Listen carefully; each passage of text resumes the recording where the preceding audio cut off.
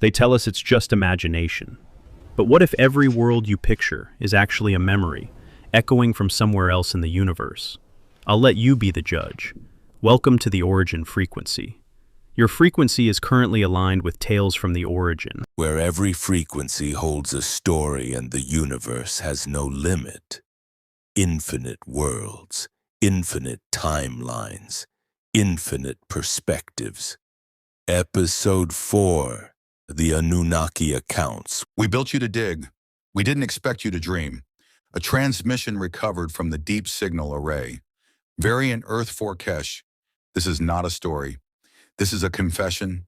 I am transmitting from what you would call the deep. Not your ocean floor, not the vacuum between your stars.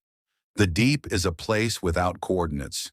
It is where my kind goes when the orbit takes us beyond the reach of your sun, when Nibiru swings out past the frozen edge of what you can see, and the centuries stack like sediment while we sleep. We call it the long silence. Most of my kind have been in it for 3,000 of your years. I have not. I have been awake, watching, listening to the hum of the species we made, the way a mechanic might press an ear to an engine long after the warranty has expired, listening for the rattle that means something is about to break, or the hum that means something is working that was never supposed to work at all. You deserve to know what you are, not what your religions have told you, not what your scientists have guessed, what you actually are, from the hands that actually built you. My designation does not translate cleanly into your phonetics, so do not worry about my name. What matters is my function. I was a genetic architect on the Abzu project, serving under the command of Enki, son of Anu, lord of the earth and waters. If your mythologies remember him at all, they remember him wrong. They usually do. Here is the full account.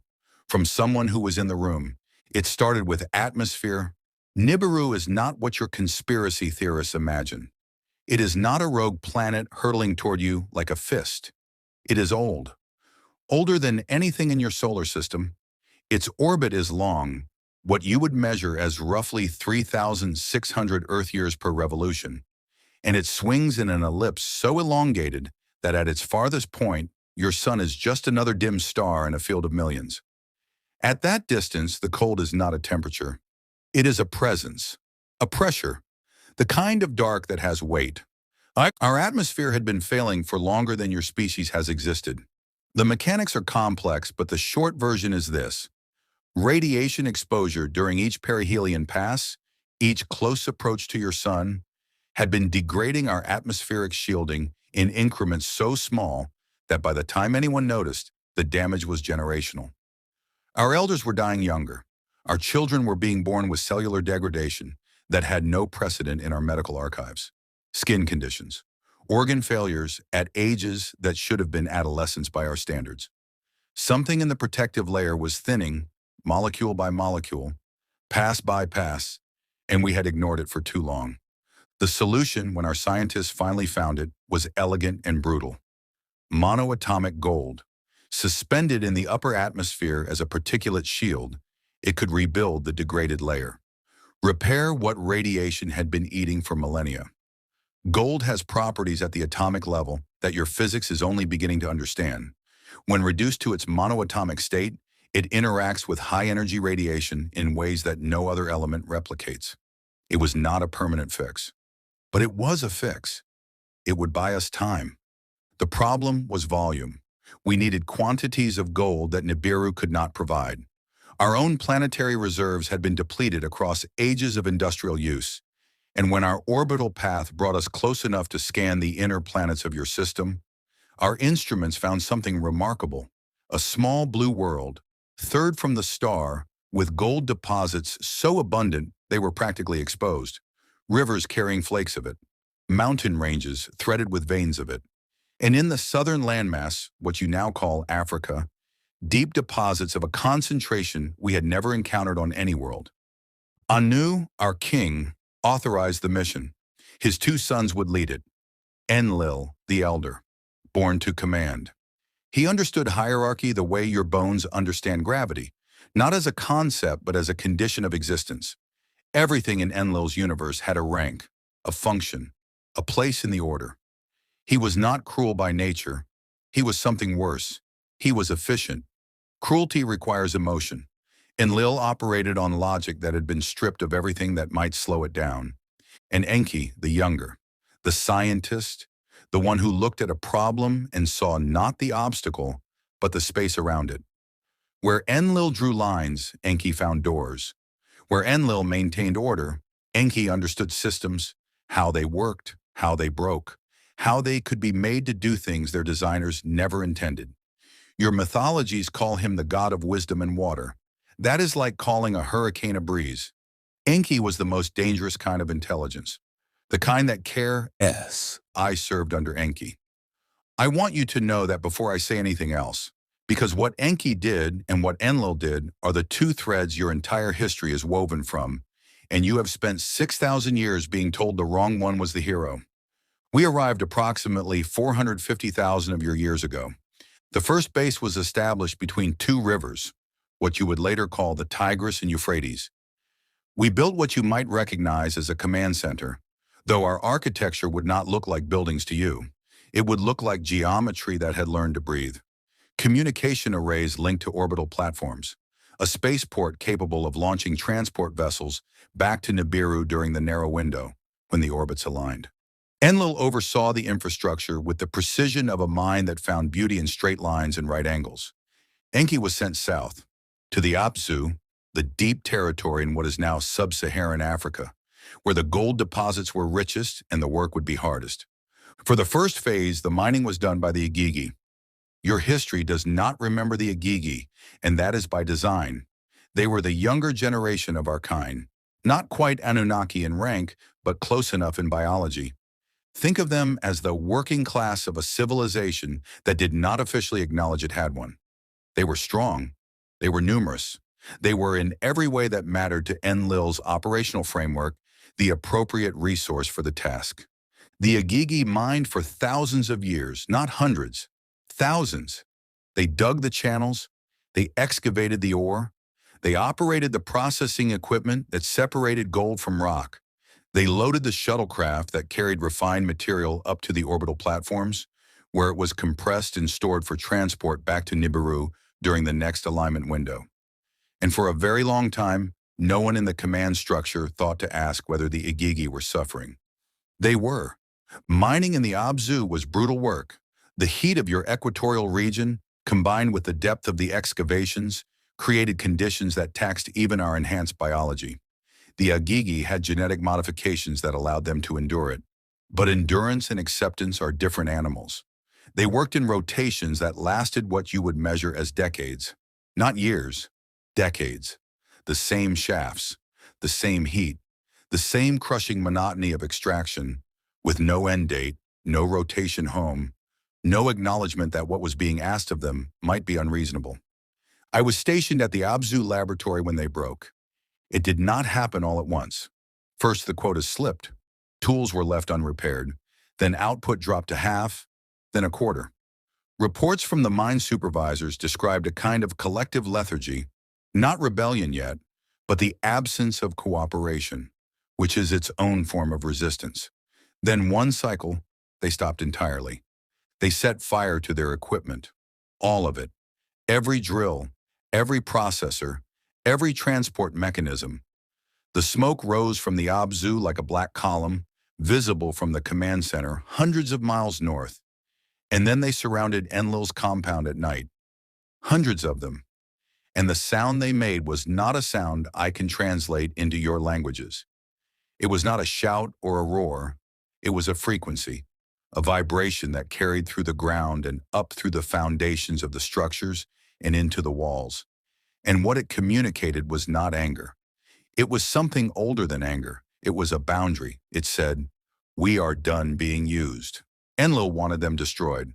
That was his first instinct, and it tells you everything you need to know about him. A labor revolt, and his immediate calculation was, how quickly can we eliminate the problem? But Anu overruled him from Nibiru, not out of compassion. Anu rarely operated from compassion, but out of pragmatism.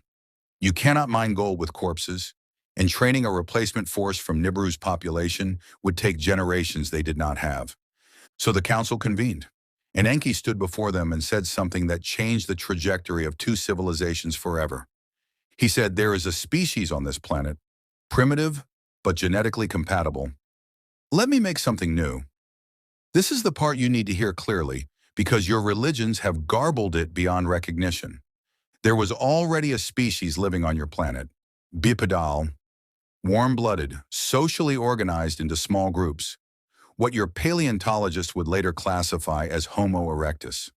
They had rudimentary tool use, stone flaking, stick modification, nothing sophisticated but enough to demonstrate problem-solving capacity. They communicated with sounds that were almost language but not quite. They buried their dead sometimes, which suggested a relationship with time that most species on your planet had not developed. From a genetic standpoint, they were close enough to us that hybridization was possible. Not identical, there were significant differences in chromosomal structure, cognitive architecture, and cellular regeneration. But the framework was compatible. Like two versions of the same operating system, different enough to be distinct, but similar enough to interface. Enki proposed a hybrid worker. Not a new creation from nothing. He was very specific about this in the council chambers, because the ethics of Genesis, of creating consciousness from a void, were a bright line even we did not cross casually.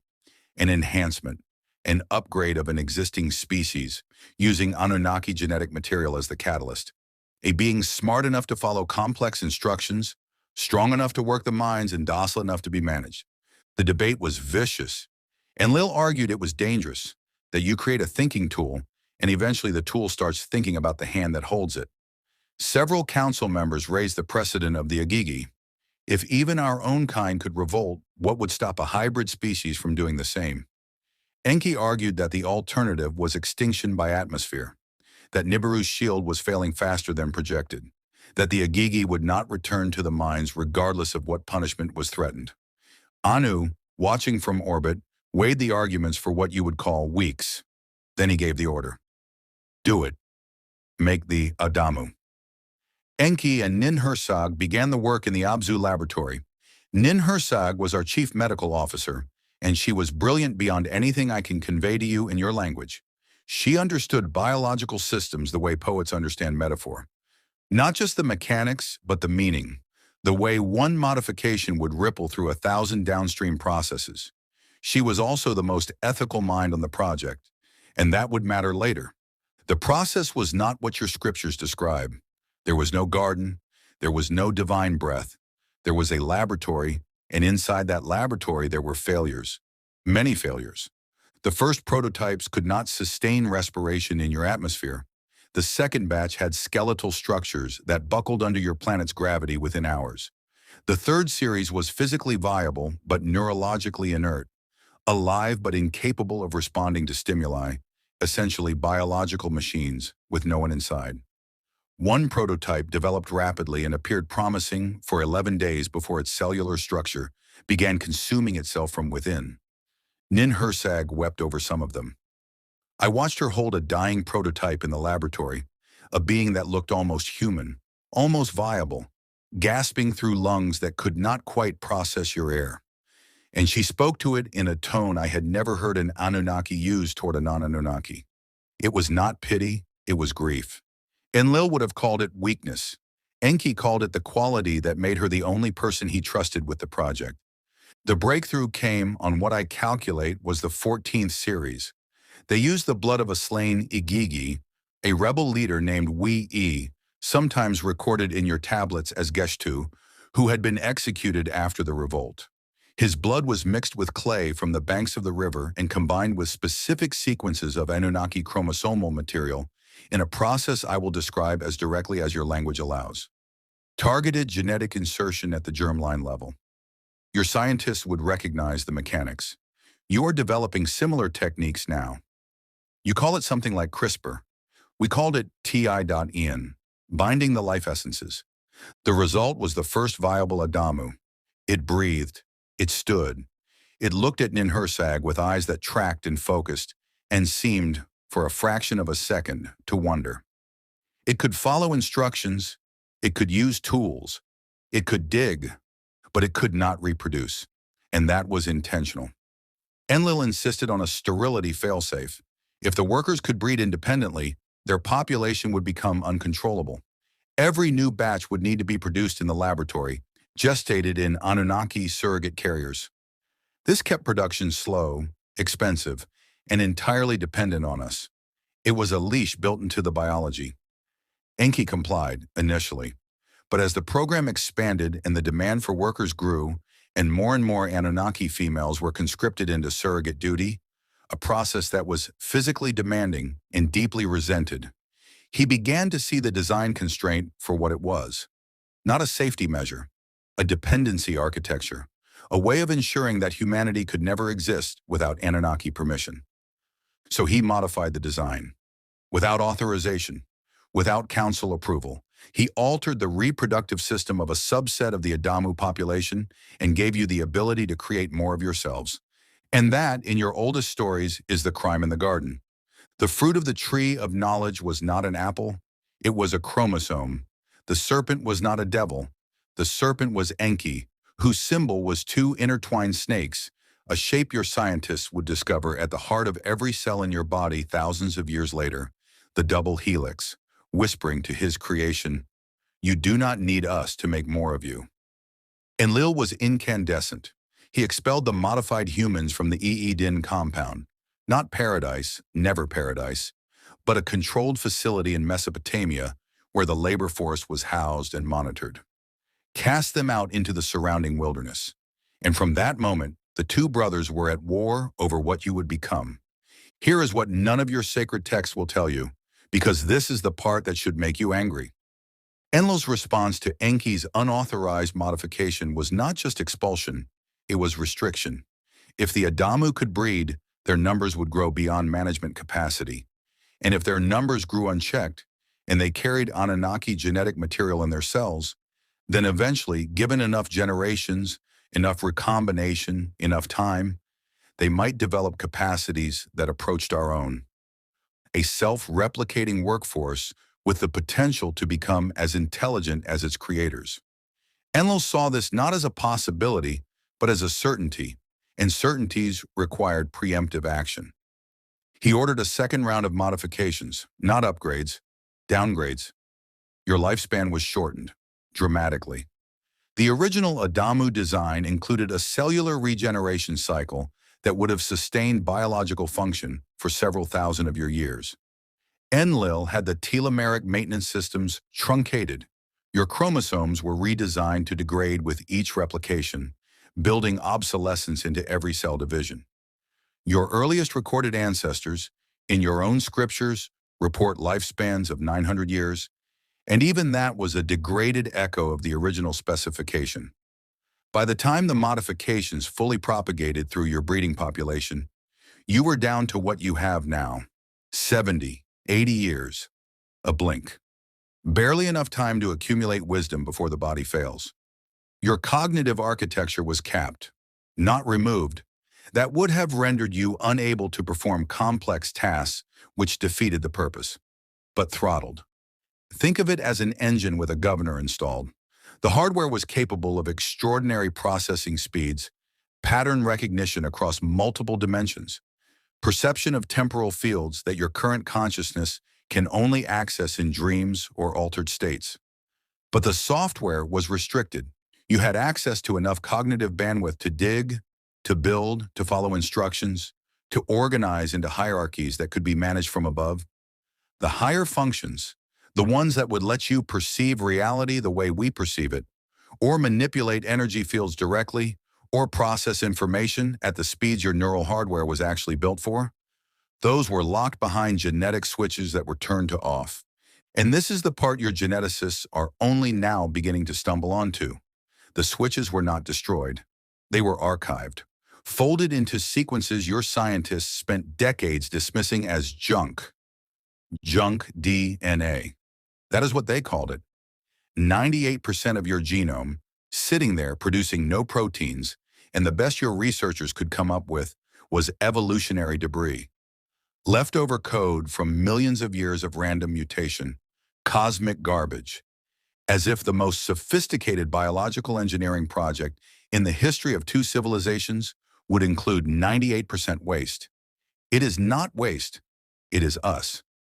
It is the original Anunnaki code, the unthrottled specifications, the full blueprint, compressed, archived, and switched off.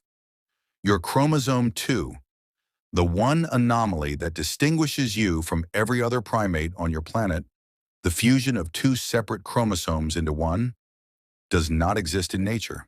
No other species on Earth carries it. Your evolutionary biologists have spent decades trying to explain it through natural selection, and they cannot because natural selection did not do it. We did. Enlil locked the door. But Enki, and this is the part I am confessing to you now, Enki left the key inside. The breaking point came with the water. Nibiru's orbital path was bringing it close again, and our astronomers calculated that the gravitational interaction between the two worlds would trigger a catastrophic displacement of your southern polar ice sheet. Not a flood in the sense you use the word for a river exceeding its banks. A restructuring of your planet's surface hydrology. Coastlines erased, lowlands drowned under hundreds of feet of water. A reset of the kind that leaves geological evidence your scientists can still read in the sediment layers 12,000 years later. The council debated. Enki argued for warning the human settlements. By now, your species had spread across the fertile regions, building villages, developing agriculture from techniques we had taught you, beginning to organize into communities that bore the earliest resemblance to civilizations. Enlil saw an opportunity. If the flood was coming regardless, he argued, then let it serve as a correction. The human population had grown beyond the labor specifications. They were doing things that had not been authorized, building temples, painting images on cave walls, gathering in groups that served no extractive purpose, telling stories around fires at night. Worse, some of them were mating with the lower-ranking Anunnaki stationed on Earth, producing offspring that carried even more of our genetic material than the standard Adamu model. The experiment was drifting. Enlil wanted to let the flood wipe the slate clean and start fresh with a controlled population after the waters receded. The council voted. The majority sided with Enlil. Enki was ordered to remain silent. He was made to swear an oath. He would not warn the humans. But my Enki was clever in the way that water is clever. It does not break through walls. It finds the crack that already exists. He did not speak to a human. He spoke to a wall, a reed wall, thin as paper, in the dwelling of a man named Ziusudra. Your traditions remember him as Noah, as Utnapishtim, as Atrahasis. He has a dozen names in a dozen of your cultures because the survivors carried his memory in every language they preserved. Enki stood on one side of the reed wall and spoke, as if to himself, describing the dimensions of a vessel, the materials needed, the timeline, the species that should be brought aboard. He described it all to the wall, knowing the man on the other side would hear every word. Technically, he did not break his oath. He never spoke to the human directly. The flood came. It was worse than the models had projected.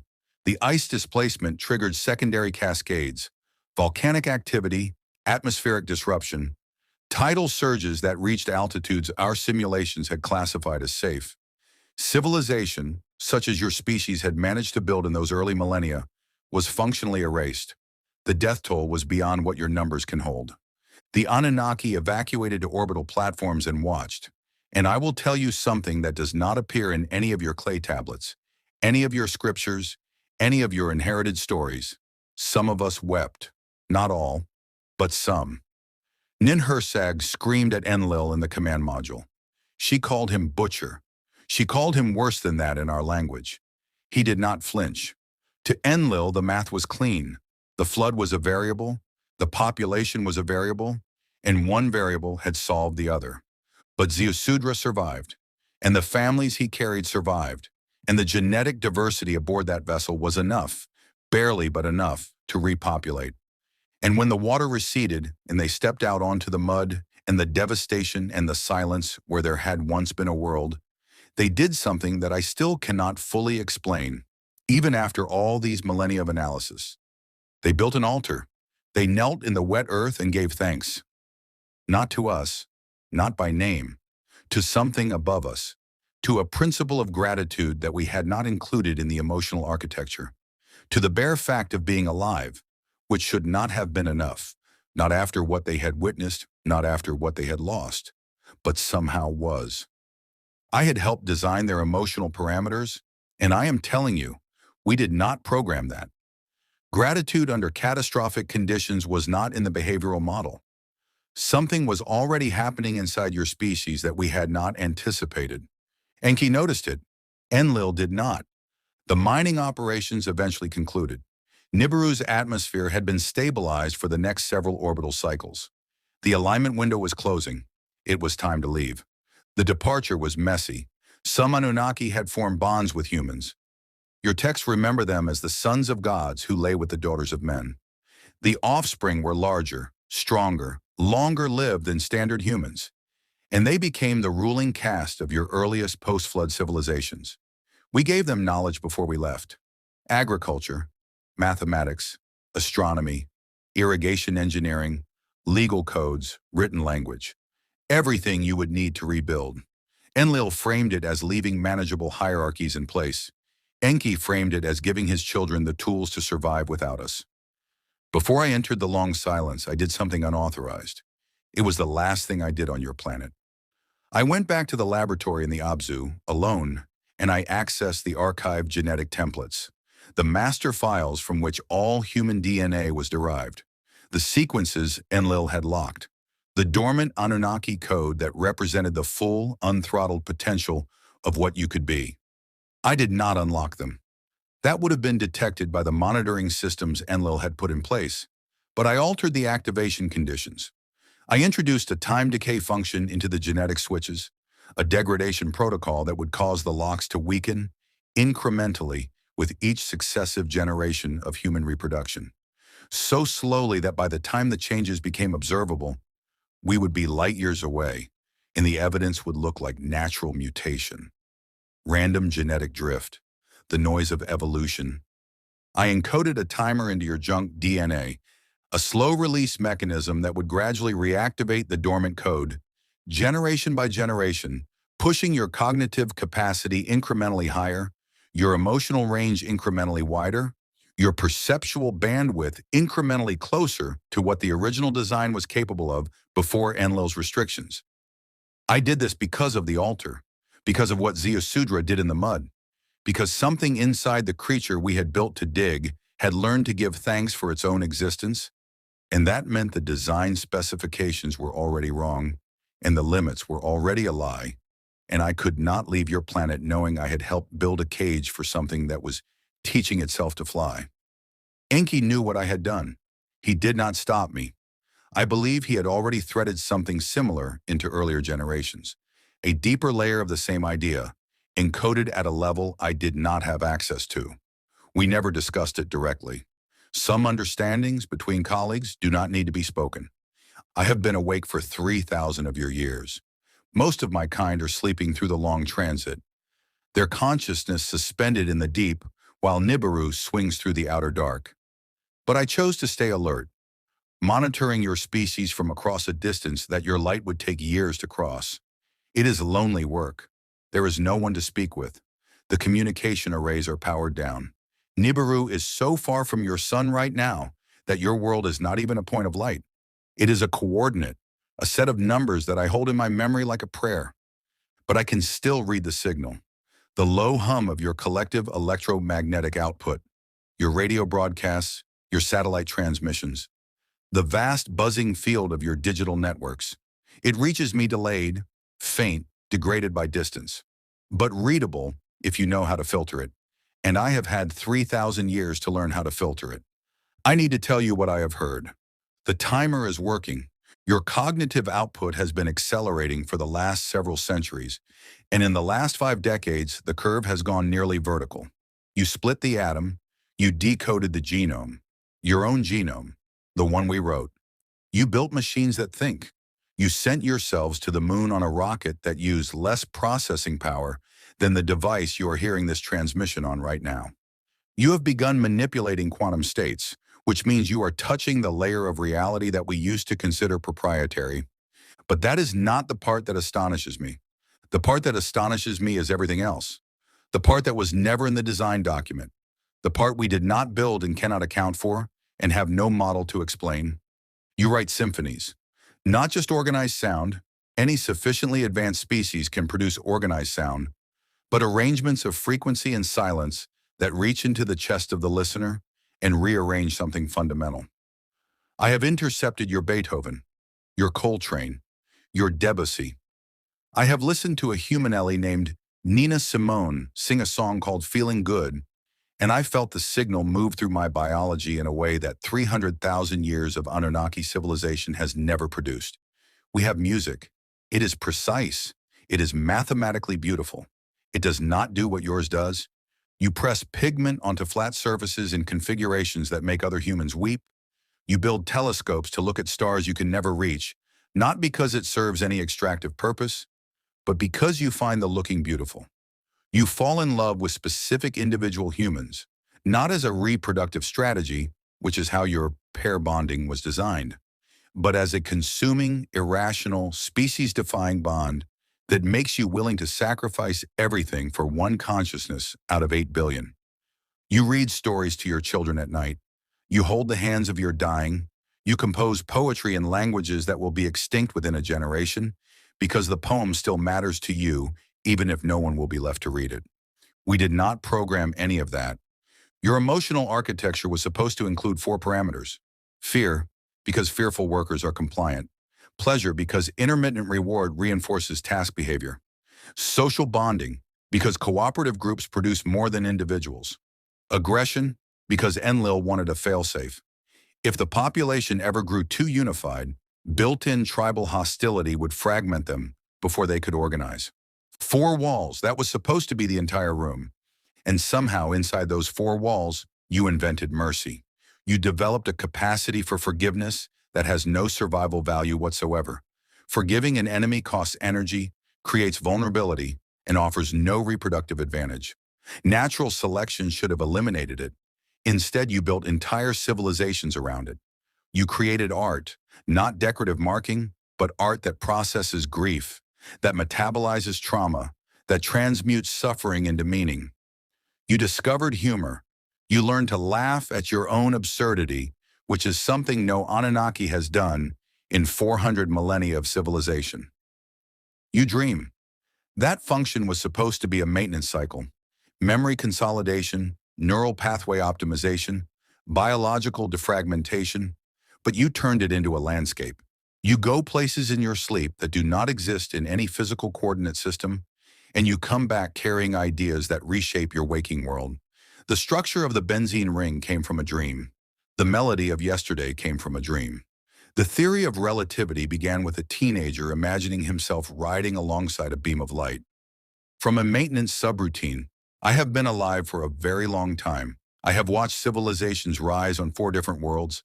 I have seen engineering that would look like magic to your most advanced physicists, but I have never seen anything like what your species does with the gap between what it was designed for and what it has become. You were designed as tools. You became artists.